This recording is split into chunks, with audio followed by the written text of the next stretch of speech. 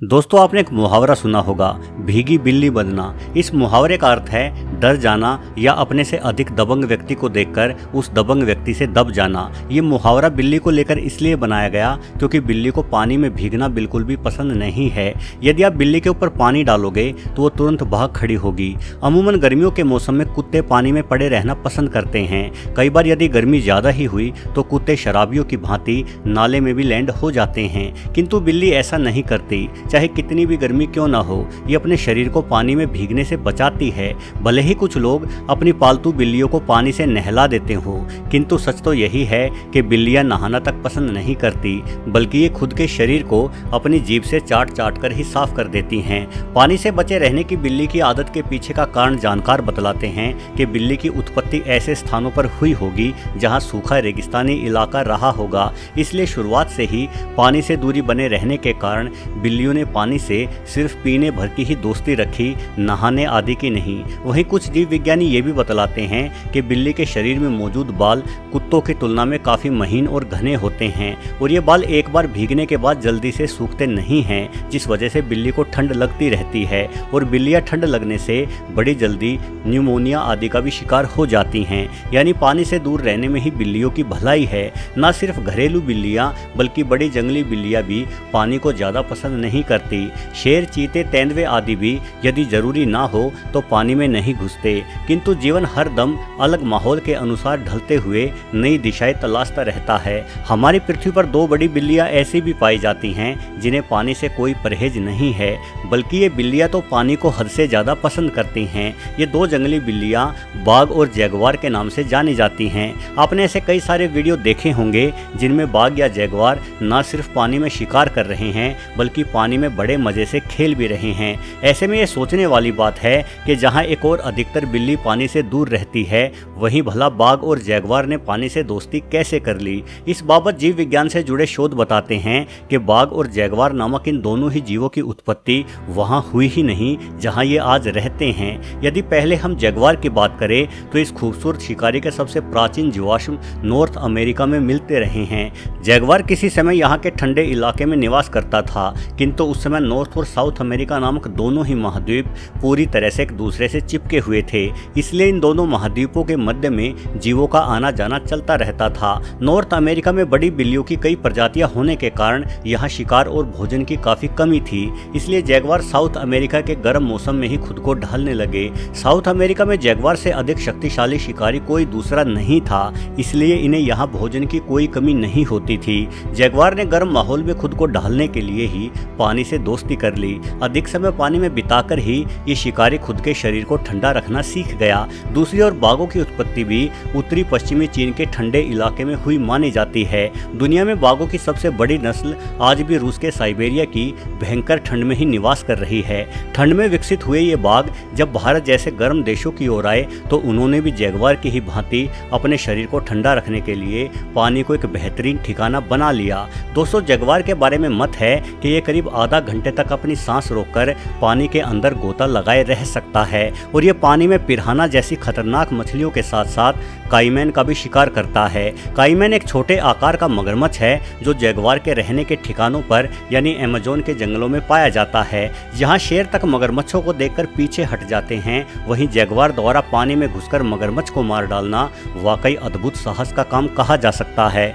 Jaguar की बजाय यदि भारतीय जंगलों के सबसे दुस्साहसी शिकारी यानी बाघों की बात की जाए तो इनके सामने भी मगरमच्छों की खैर नहीं रहती। राजस्थान के रणथंभौर नेशनल पार्क में मछली नाम की एक मादा बाघिन तो मगरमच्छों का ही शिकार करने के लिए विख्यात थी। इस बाघिन को कई सारे मगरमच्छों का शिकार करते देखा गया था, किंतु एक बार तो इसने इस उद्यान में मौजूद सबसे बड़े मगरमच्छ के साथ ही जंग छेड़ दी थी। असल में मादा बाघ अपने बच्चों को नर बाघों के हमले से बचाने के लिए लगातार अपने रहने का ठिकाना बदलती रहती हैं। ये अपने छोटे शावकों को मुंह में उठाकर एक स्थान से दूसरे स्थान की ओर प्रस्थान करती हैं। एक बार अपने शावकों के साथ मछली बाघिन भी एक तालाब के किनारे पहुंची तो वहां उसकी नजर एक बड़े मगरमच्छ पर पड़ी। ये मगरमच्छ 10 फीट से अधिक लंबा था और अपने विशालकाय शरीर के कारण ये रणथंभौर का प्रमुख आकर्षण भी था। किंतु मछली बाघिन ने अपने बच्चों के लिए इस मगर को खतरा मानते हुए इस पर हमला कर दिया।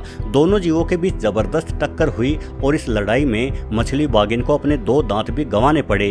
किंतु आखिरकार इस बाघिन ने एक विशालकाय मगरमच्छ को मौत के घाट उतार दिया। इस तरह से मगरमच्छों को जान से मार देने के मामले शेरों के संसार में नहीं देखे जाते। कई शेर अक्सर मिलकर मगरमच्छ पर हमला करते हैं, लेकिन उस हमले में भी शेर मगरमच्छ से जीत नहीं पाते, बल्कि केवल मगरमच्छ को अपने इलाके से ही खदेड़ पाते हैं। वहीं कोई अकेला शेर तो मगरमच्छ से दूर रहने में ही अपनी भलाई समझता है।